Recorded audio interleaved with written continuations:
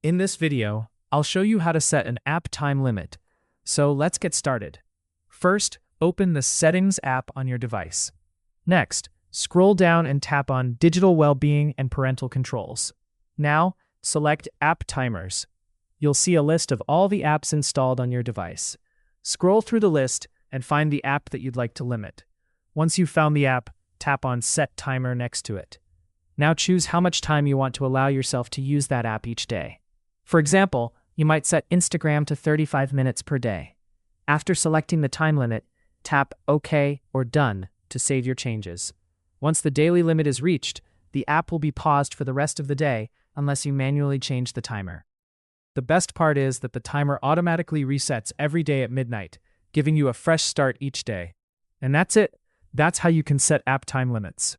If this video helped you, please leave a like and subscribe to the channel for more tips and tutorials.